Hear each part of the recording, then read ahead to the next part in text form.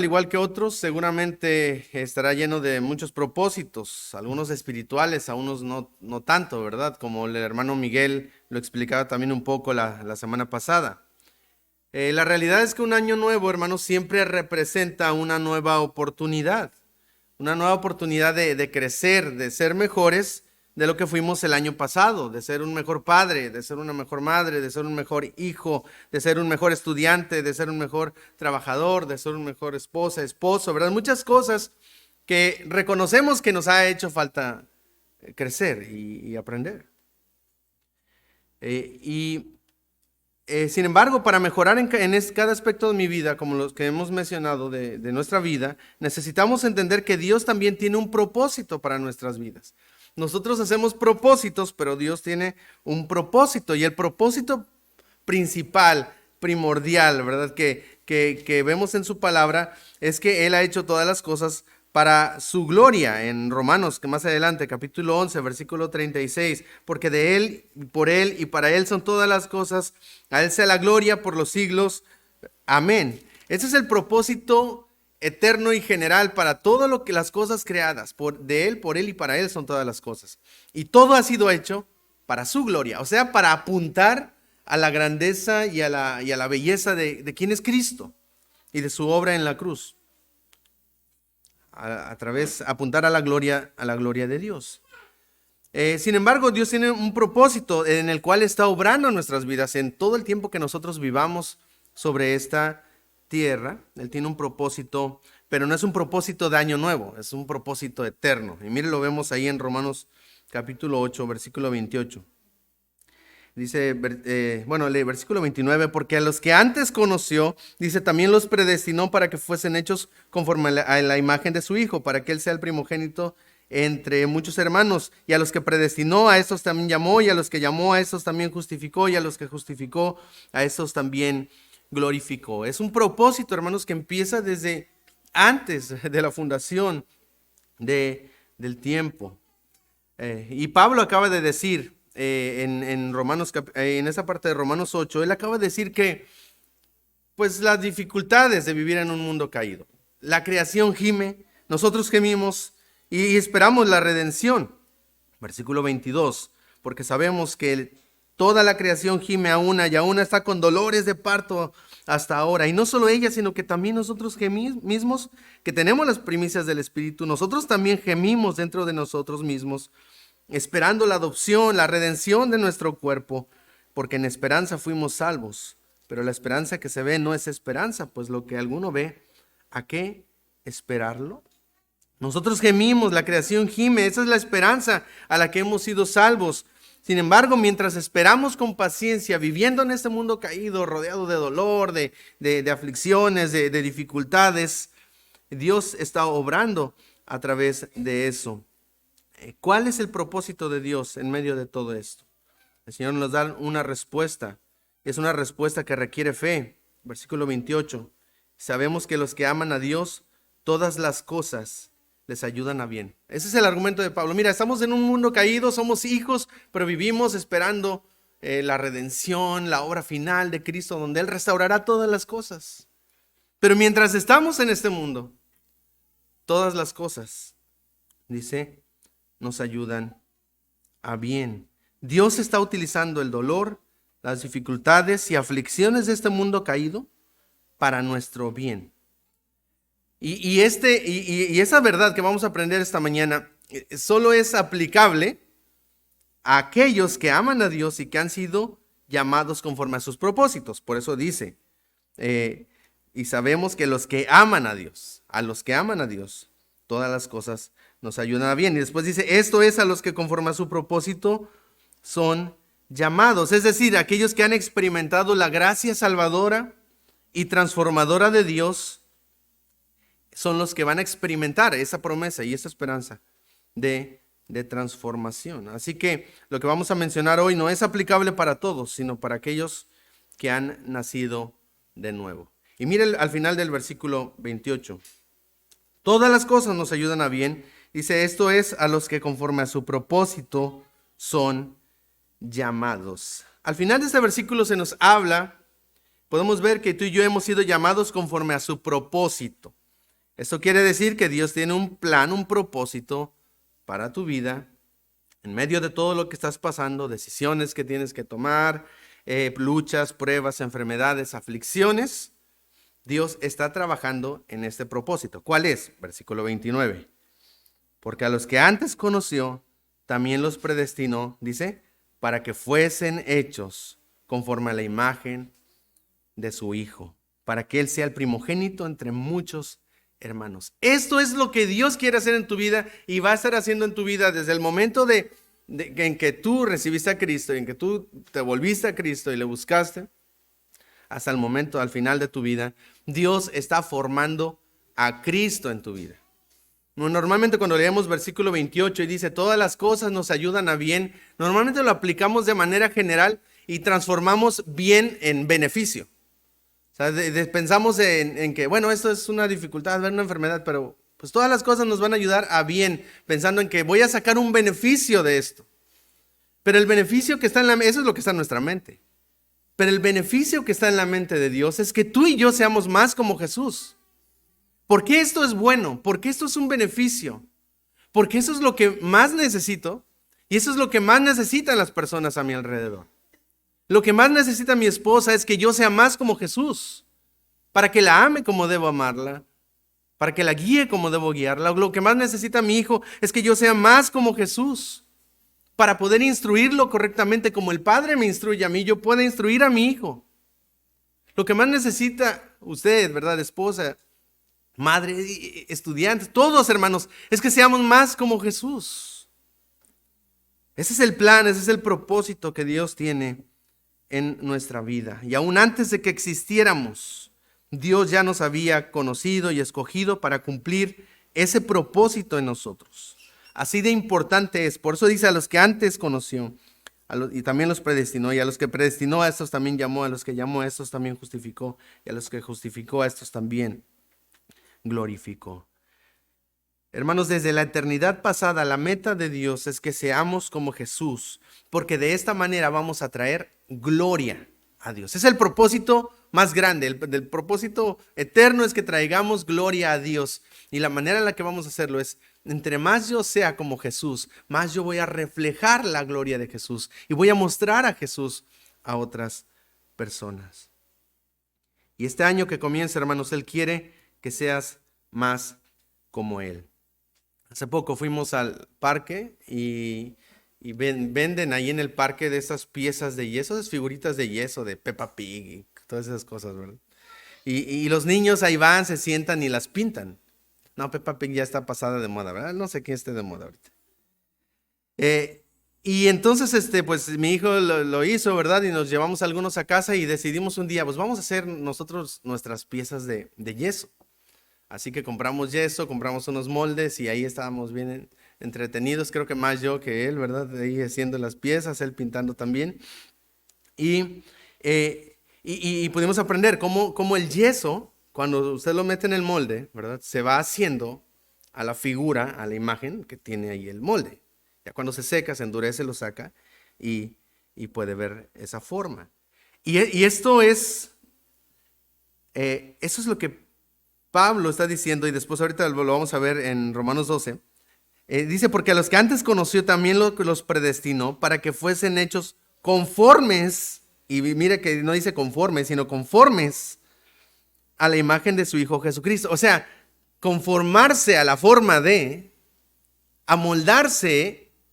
Y es que si usted no se está moldando a la forma de Cristo, el mundo también le va a querer dar forma. Romanos capítulo 12. Mire lo que dice versículo 2. ¿Cómo comienza diciendo? No os, ¿qué? Conforméis a este siglo, sino transformaos por medio de la renovación de vuestro entendimiento, para que comprobéis cuál sea la buena voluntad de Dios, agradable y perfecta. Es la misma idea que encontramos en Romanos 8. Dios quiere que tú seas conforme, que seas conformado a la imagen de Jesucristo y que no seas conformado a este siglo, a este mundo, a las ideologías, filosofías, formas Dios quiere que nos conformemos a Cristo, es decir, que nos amoldemos al carácter y la persona de Jesús. Y la manera de ser más como Jesús, según Romanos 12, y evitar ser como el mundo, es transformar nuestro entendimiento, llenarnos de la palabra, llenarnos de conocimiento de quién es Dios y del propósito de Dios para nuestra vida, porque dice ahí, para que comprobéis cuál sea la buena voluntad de Dios, agradable y perfecta. Y ese es el punto, hermanos, de Romanos 8. Dios quiere hacerte, ese es el plan de Dios para tu vida durante esta vida. Plan eterno es su gloria. Y a través de conformarte a la imagen de Cristo, es que Él va a cumplir ese plan de traer gloria a su nombre. ¿Qué va a usar Dios, hermanos, para cumplir ese plan y ese propósito? Es lo que vamos a ver esta mañana. ¿Cuáles son los instrumentos de Dios para formar a Cristo en tu vida? Y me gusta mucho la ilustración que maneja el autor del libro de Cincelados por la mano del maestro, y él habla de que Dios está haciendo esto, como un escultor tiene un cuadro, ¿verdad?, de roca, no sé, del material que ellos usan, y la manera en la que el escultor va a formar la imagen, la escultura, la obra de arte, es tomando el cincel, tomando el martillo, ¿y qué? Y golpeando y quitando todas aquellas cosas que no sean parte de su obra final. Él va a golpear esa roca hasta darle la forma en el arte que Él quiere hacer. Y Dios va a hacer eso también en nuestra vida, hermanos. Dios hace eso. Golpea nuestra vida hasta quitar todo aquello que no se parece a Cristo. ¿Qué va a usar Dios en este proceso de transformación, de cumplir este propósito, este bien que Él quiere para mi vida y para cada uno de nosotros? En primer lugar, hermanos, vamos a ver lo que Dios utiliza son las circunstancias. Las circunstancias, dice versículo 28, y sabemos que los que aman a Dios, todas las cosas nos ayudan a bien. Y ya entendimos que el bien que está en la mente de Dios es que seamos hechos conforme a la imagen de Jesucristo. Y después Pablo nos va a enunciar una serie de circunstancias que Dios puede utilizar en tu vida para hacerte más como Cristo. Mira lo que dice más adelante en Romanos 8, versículo 35 al 39.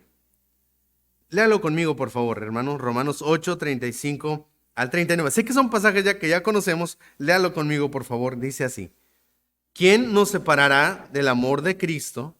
¿Tribulación, o angustia, o persecución, o hambre, o desnudez, o peligro, o espada? Como está escrito, por causa de ti somos muertos todo el tiempo, somos contados como ovejas de matadero. Antes, en todas estas cosas somos más que vencedores por medio de aquel que nos amó, por lo cual estoy seguro de que ni la muerte, ni la vida, ni ángeles, ni principados, ni potestades, ni lo presente, ni lo porvenir, ni lo alto, ni lo profundo, ni ninguna otra cosa creada nos podrá separar del amor de Dios que es en Cristo Jesús, Señor nuestro. ¿Quién nos separará? ¿Quién nos puede, hermanos? Dios en todas estas cosas, y piensen lo que Él está diciendo: tribulación, angustia, persecución, hambre, desnudez, peligro, espada, muertos como ovejas de matadero. Somos más que vencedores por medio de aquel que nos amó. Todas las cosas nos ayudan a bien. Hermanos, Dios nos ha dado las dificultades de la vida para hacernos más como Jesús.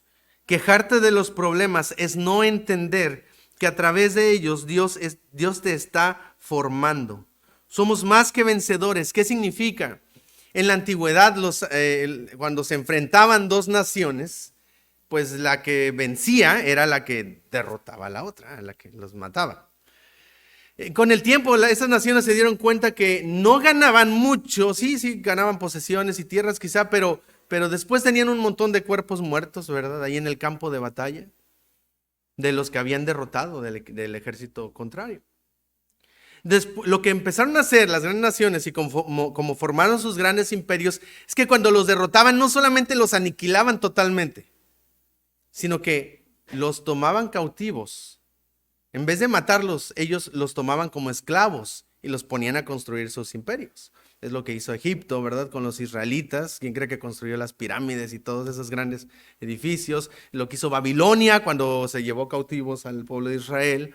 Y también pues se llevó pura gente pues inteligente, sabia y personas como que utilizaron para construir su imperio. Hermanos, a esto se refiere ser más que vencedores.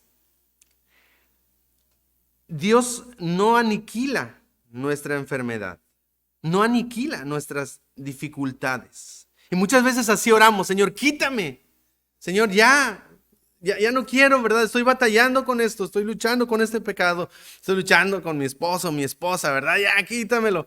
Estoy luchando con mi hijo, estoy batallando con el trabajo, estoy batallando económicamente. Señor, y eso muchas veces es nuestra oración. Quítame el peligro, quítame la espada, quítame la persecución, quítame el hambre, quítame la desnudez. Pero la Biblia dice que somos más que vencedores. O sea, Dios no nos los quita, sino que los usa como un instrumento para construir nuestra vida, para construir su obra en nosotros, para recordarte tu fragilidad y hacerte depender de Él y formar a Cristo en tu vida. Hermanos, para cumplir su propósito de hacernos más como Jesús, Dios puede usar las dificultades y cualquier cosa que enfrentemos. Somos más que vencedores porque Dios puede quitarlo y Dios un día lo va a hacer.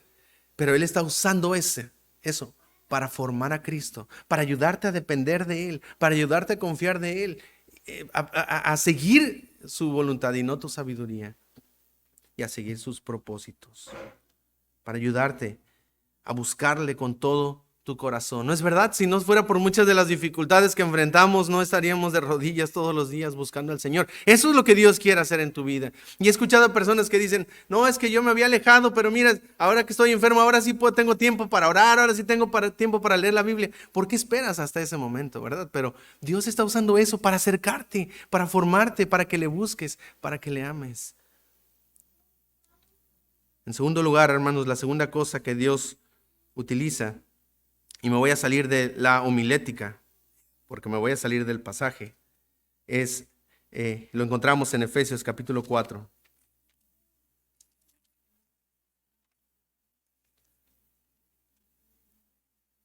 Para los que les gusta la parte técnica, he dejado la predicación expositiva por la temática. Entonces vamos a ir a Efesios capítulo 4, versículos 11 al 13. ¿Qué es otra cosa que Dios va a usar? No solamente las dificultades. ¿Qué es otra cosa que Dios va a usar, hermanos, para formar a Cristo, para cumplir su propósito eterno de hacernos más como la imagen de su Hijo Jesucristo? Efesios 4, 11 al 13. Perdón, estaba en Hebreos. Ya, Efesios 4, 11 al 13. Lo leemos, dice así: y él mismo constituyó a unos apóstoles, a otros profetas, a otros evangelistas, a otros pastores y maestros, a fin de perfeccionar a los santos para la obra del ministerio, para la edificación del cuerpo de Cristo, hasta que todos lleguemos a la unidad de la fe y del conocimiento del Hijo de Dios, a un varón perfecto, a la medida de la estatura de la plenitud de Cristo. Hasta ahí. ¿Puede ver? Nuevamente, Dios cumpliendo su propósito de hacernos como Jesús. En segundo lugar, a través de la iglesia. A través de la iglesia. David Mathis, en su libro Hábitos de Gracia, dice que la comunión es un ingrediente indispensable en la fe cristiana y uno de los principales medios de gracia que Dios usa en nuestras vidas. Sin embargo, hermanos, tenemos la tendencia a diluir como esos significados. Por ejemplo, reducimos comunión a reunión. O sea, pensamos que comunión tiene que ver con reunión. Entonces, tenemos comunión ahora porque estamos reunidos, sentados, ¿verdad?, escuchando la predicación. O tenemos un tiempo de comunión, estamos comiendo, ¿verdad? Allá afuera, por alguna razón, tenemos comunión. Simplificamos, ¿verdad? Esos significados y los llevamos a conceptos como reunirnos para adorar el domingo en la iglesia o tener un tiempo de compañerismo. También cuando hablamos de servicio, ¿verdad? El servicio, pues vamos a ir al servicio, el servicio dominical, a la iglesia, a reunirnos. Pero el verdadero servicio, hermanos, no comienza el domingo a las 10 de la mañana. El verdadero servicio comienza a las 12:30, cuando salimos de aquí. Y cuando hablamos de la comunión en la iglesia, David Mathis sigue diciendo, la verdadera comunión no se parece tanto a los amigos reunidos para ver el torneo de fútbol, sino más bien a los jugadores en la cancha con sangre, sudor y lágrimas agrupados en un campo planificando la próxima acción. Se parece más a las tropas avanzando codo a codo durante la guerra que a los que celebran en la calle en el día de la victoria. Así que, hermanos, teniendo estos lentes, ¿verdad? Comunión no es solamente venir a sentarnos y estar aquí juntos o comer juntos. Vamos a leer este pasaje, voy a leer este pasaje nuevamente y entender cómo sucede esta transformación a través de la iglesia. Cómo Dios está usando la iglesia como un instrumento para hacerme más conforme a la imagen de su Hijo Jesucristo. Dice, y Él mismo constituyó a unos apóstoles, a otros profetas, a otros evangelistas, a otros pastores y maestros. Dice, a fin de perfeccionar a los santos para la obra del ministerio, para la edificación del cuerpo de Cristo. Y lo que viene a nuestra mente es, bueno, eso es lo que está sucediendo ahora. El pastor, el predicador está enseñándonos para nosotros ser perfeccionados. Y sí, en cierta parte es eso. Pero no lo podemos reducir solamente a eso. Lo que Pablo está diciendo aquí en Efesios es que Dios, el trabajo en general de los pastores, maestros y líderes en la iglesia, es perfeccionar a nosotros para que nosotros, todos la iglesia, hagamos la obra del ministerio. No dice venir a sentarnos a la iglesia o a escuchar, y eso es necesario, la Biblia lo dice y lo vamos a ver ahorita. El propósito es que usted y yo, cada uno de los que estamos aquí reunidos, seamos perfeccionados, dice perfeccionar a los santos, para hacer la obra del ministerio, para la edificación del cuerpo de Cristo. O sea, todos nosotros, y sé que el pastor Iván ha hablado mucho de esto, todos nosotros somos ministros. Y a veces esperamos que el pastor es el que haga, ¿verdad? El pastor que visite, los pastores que vayan y los pastores que hagan, y ellos tienen que hacer todo. Pero aquí el trabajo no es del pastor. El pastor está para capacitarnos, para perfeccionarnos, para que nosotros hagamos, para que nosotros vayamos, para que nosotros seamos la iglesia y hagamos la obra de Dios. ¿Cuál es el propósito de que yo me involucre en la obra de Dios, en lo que Dios está haciendo en mi vida, en la vida del hermano? Mira, hay un visitante. ¿Qué está haciendo Dios en su vida? Vamos a involucrarnos en su vida. ¿Cuál es el propósito de que usted y yo hagamos la obra del ministerio? A fin de perfeccionar a los santos para la obra del ministerio, dice, para la edificación del cuerpo de Cristo. ¿Y qué es edificar el cuerpo de Cristo? Es que todos seamos como Cristo. Es hasta que todos lleguemos a la unidad de la fe. Todos lleguemos juntos. Puede ver como lo que decía David Mathis, codo a codo. Vamos a la guerra. No solamente es venir a sentarnos, a escuchar y celebrar. Es involucrarnos en la vida de otros. Es vivir la vida de Cristo.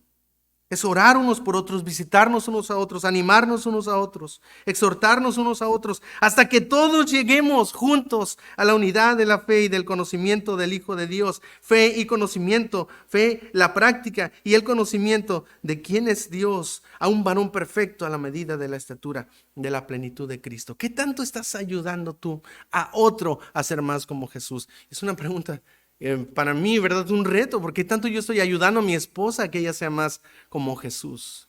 Que en tanto ella ha sido más como Jesús desde que está casada conmigo. Es un reto. Que tanto mis hijos son más como Jesús. ¿Qué tanto yo he influenciado en la vida de otro hermano, edificando su vida para que él sea más como Jesús? Sigue diciendo Pablo aquí, para que ya no seamos niños fluctuantes, llevados por doquier de todo viento de doctrina, por estratagema de hombres que para engañar emplean con astucia las artimañas del error. Dice, sino que siguiendo la verdad en amor, crezcamos en todo, en aquel que es la cabeza, esto es Cristo. Es por eso, hermanos, que Hebreos capítulo 10, versículo 24 y 25 dice, y considerémonos unos a otros, para estimularnos, para animarnos, para exhortarnos al amor y a las buenas obras, no dejando de congregarnos como algunos tienen por costumbre. Sí hay que congregarnos, pero como decía, el servicio, este no es el servicio dominical, el servicio es cuando salimos a servir a otros, animarnos, exhortarnos, pero no hay que dejar de congregarnos, dice, como algunos tienen por costumbre, sino exhortándonos y tanto más cuando veis que aquel día se acerca. Considérense, significa, habla de conocerse unos a otros, de acercarse unos a otros, de profundizar e interactuar unos con otros para inspirarnos, exhortarnos, ayudarnos unos a otros a ser más como Jesús. Hermanos, la iglesia, la comunidad ha sido diseñada para ayudarnos y Dios ha puesto pastores para capacitarnos, para ayudarnos unos a otros hasta que todos lleguemos y crezcamos a la imagen de Jesús. Y la tercera cosa que Dios usa para transformar nuestras vidas, para hacernos más como Jesús, es, lo encontramos en 2 Corintios 3, 18.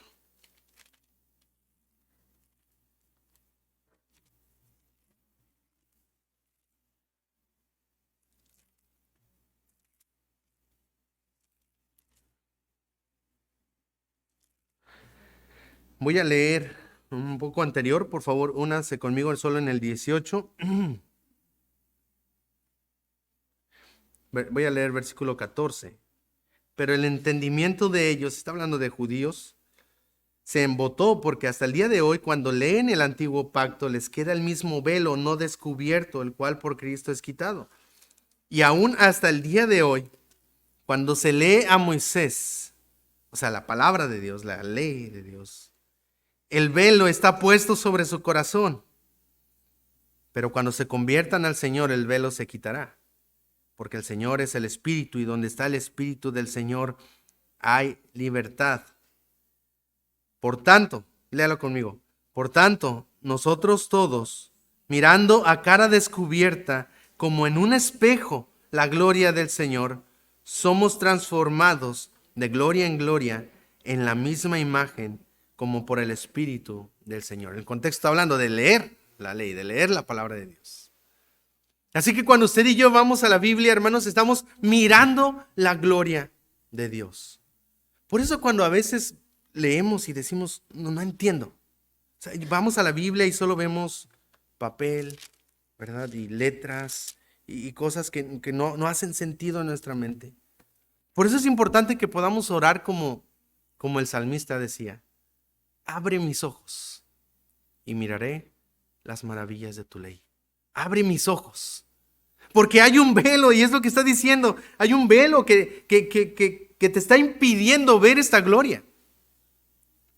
De hecho, más adelante nos va a decir, ahí en capítulo 4, versículo 4 de 2 Corintios, aquí más adelante, dice, en los cuales el Dios de este siglo cegó el entendimiento de los incrédulos para que no les resplandezca la luz del evangelio de la gloria de Cristo, el cual es la imagen de Dios.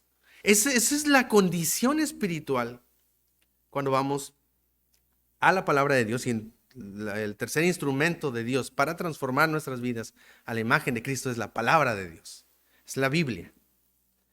Es mirando a cara descubierta la gloria, somos transformados en la misma imagen, en lo que estamos viendo, porque la Biblia es la revelación de la gloria de Dios en la faz de Jesucristo. Nos revela quién es Jesús y yo puedo ver su gloria, y cuando veo su gloria, yo soy transformado en esta misma imagen, como por el Espíritu de el Señor. Hay una ceguera espiritual hacia la palabra y el problema es una ceguera hacia las cosas espirituales en general. El Dios de este siglo, dice, cegó el entendimiento, porque Él sabe que si vemos la gloria de Dios, que si vemos la belleza de Dios, vamos a quedar asombrados y vamos a ser transformados. Y Él nos mantiene distraídos, nos mantiene desviando nuestra atención hacia otras cosas. Por eso cuando llegamos a la Biblia nos parece tan sin sentido, tan aburrido, tan vacío, ¿verdad? Porque nuestro corazón ha sido absorbido por otras cosas. Recuerdo cuando normalmente vamos al supermercado o al Oxxo, ¿verdad? Y voy con Betito, con mi hijo. Es mercadotecnia o algo, ¿verdad? Pero ponen en la caja, en la parte de abajo, a la altura de la vista de los niños. ¿Ha visto qué hay ahí? Huevito Kinder es lo que más piden. Paletas, dulces, chocolates, todo lo que los niños quieren está ahí, ¿verdad? Ahí a la vista. Todo lo que los niños, ahí nada más llegan y, mamá quiero, y es parte de la mercadotecnia de Oxxo. Y muchas veces cuando vamos y decimos, ay, la caja, ¿verdad? Se nos olvida hasta que llegamos a la caja y ahí están. Y a veces yo a veces lo cargo, le digo, oye, papi, mira ya, lo trato de distraer para que no vea y ya, vamos a pagar rápido y nos vamos, ¿verdad? Ya si pide cualquier cosa, ya un chicle, es de $2, creo que cuesta. Y ya, pero salimos rápido. Trato de mantenerlo distraído. Oye, ¿viste esos sombreros que venden? Oye, mire acá, para que no vea los dulces y podamos salir. Y él pueda ya, no comer sus dulces. Hermanos, eso es lo que hace el diablo. Ahí está la belleza, ahí está la gloria. Pero mira el Facebook, mira el WhatsApp. Oye, mira ya las notificaciones. Uy, no tienes 20 notificaciones, ¿verdad? Y nos empieza a distraer, ¿verdad? Con amistades, relaciones, entretenimiento. Y todo lo que este mundo quiere amoldarnos a la imagen de este mundo. Y nos mantiene distraídos. Y cuando llegamos a la Biblia, cuando llegamos a la iglesia, como que queremos salir, ¿verdad? Porque tengo otras cosas importantes que hacer. Pero mire lo que dice ahí, capítulo 3, 2 de Corintios 3, versículo 14. Pero el entendimiento de ellos se embotó, porque hasta el día de hoy, cuando leen el antiguo pacto, les queda el mismo velo, no descubierto. Y aún hasta el día de hoy, cuando se lee a Moisés, el velo está puesto en el corazón de ellos. Pero mira, al final del versículo 14, dice, es versículo 16. Pero cuando se conviertan al Señor, ¿el velo qué? Se quitará. Podemos ver el cristianismo, podemos ver a Cristo, podemos ver la Biblia como más que papel y letras. Cuando Dios quita ese velo de nuestro corazón, de nuestros ojos espirituales, podemos decir, wow, yo quiero más de esto. Yo quiero ver más, ¿verdad? Y le prometo que si Betito come un huevito Kinder, no va a querer uno nada más. Cada vez que vaya va a pedir uno. Porque es algo que se disfruta, es algo que Él le deleita. Hermanos, así es la Biblia, así es la gloria de Dios. Y mira cómo lo dice versículo 6 de capítulo 4, 2 Corintios 4, 6. Porque Dios, que mandó que de las tinieblas resplandeciese la luz, es el que resplandeció en nuestros corazones para iluminación del conocimiento de la gloria de Dios en la faz de Jesucristo. Dios es el que quita ese velo, el que nos muestra la gloria de Dios en la faz de Jesucristo. Jesús, hermanos, es la palabra encarnada, es la manifestación perfecta y gloriosa de Dios. En el principio era el verbo y el verbo era con Dios y el verbo era Dios, dice Juan 1:1. Y después Juan 1:14 dice, y aquel verbo fue hecho carne, aquel quien es Dios, quien es la palabra viva de Dios, se hizo hombre y habitó entre nosotros. Y vimos su gloria, gloria como del unigénito del Padre, lleno de gracia y de verdad. Jesús es la manifestación gloriosa de Dios y la Biblia nos habla y nos muestra quién es Jesús. Juan 14:9 dice, el que me ha visto a mí, dijo Jesús, ha visto al Padre. Es por medio de él que el velo es quitado y podemos ver la gloria de Dios a través de su palabra. La Biblia es transformadora, hermanos. Mira, dice, nosotros todos, mirando a cara descubierto, como en un espejo la gloria del Señor, somos transformados de gloria en gloria, en la misma imagen como por el Espíritu del Señor. ¿Cómo puedo aprender? ¿Cómo puedo cambiar? ¿Cómo puedo quitar estos hábitos? ¿Cómo puedo dejar, verdad, esas actitudes? ¿Cómo puedo quitar estos pensamientos? ¿Cómo puedo luchar contra mi pecado? ¿Cómo puedo enfrentar las dificultades en casa, con mi esposa, con mi hijo? ¿Cómo puedo enfrentar dificultades en el trabajo, en la escuela? Decisiones que tomar, hermanos. Todo eso se resume a una sola cosa: ser transformados a la imagen de su Hijo Jesucristo. Ver su gloria, hermanos, me capacita para enfrentar cada una de esas dificultades. Hermanos, la Biblia es transformadora. Juan 17:17 dice: santifícalos en tu verdad, tu palabra es verdad. Hebreos capítulo 4, versículo 12: porque la palabra de Dios es viva y eficaz y más cortante que toda espada de dos filos, que penetra hasta partir el alma y el espíritu, las coyunturas y los tuétanos, y discierne los pensamientos y las intenciones del corazón. Solamente a través de ir a la palabra es que yo puedo ser transformado, puedo ver su gloria y puedo ver cambios en mi vida, en mi familia, en mi espíritu. Hermanos, volviendo a Romanos 8:30. Por favor, con eso vamos a concluir.